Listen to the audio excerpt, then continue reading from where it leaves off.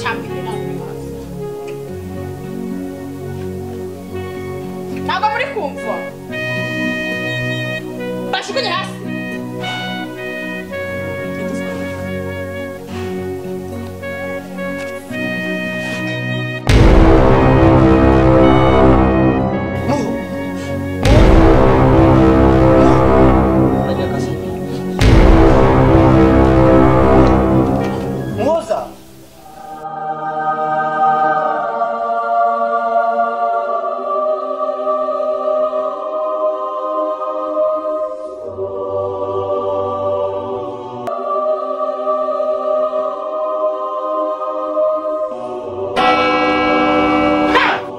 urakaza neza mu rubanza.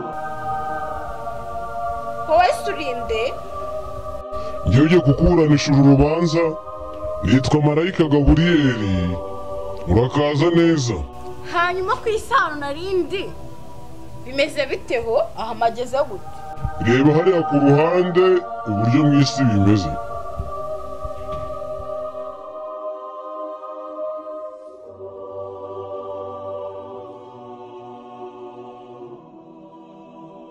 nese ndyamye ara hasi nkora iki Impamvu uryamye hariya hasi waguye uranyerera ntukwita wisanga hano mu ijuru. Rero ukaba uje hano mu rubanza. urubanza rw'iki Hari ibyaha byinshi ushinjwa, harimo n'ibyo guhohotera barumuna bawe ukabahoza ku nkeke. maze abantu ku nkeke abahese Reba hariya ku ruhande.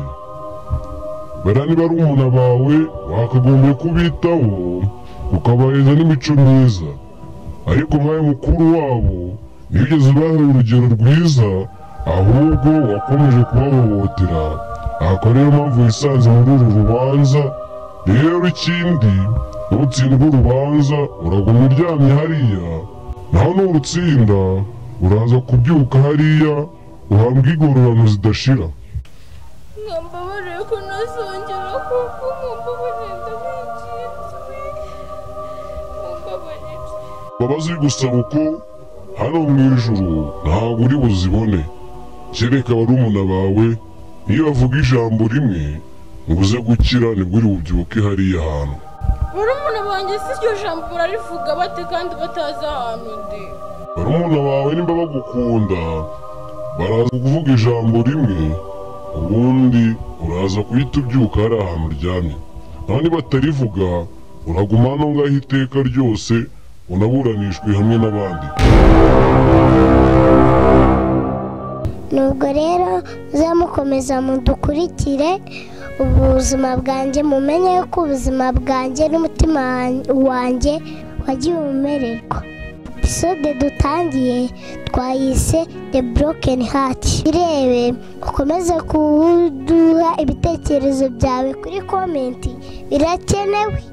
ukanda ahangaha kuri like nubona ari byiza uze no kuyisharinga. iyi ngiyi ni Kigali Youth Talent, cyangwa ukandikaho ubwenge nasi tugakomeza tuguhereza ibyiza cyane.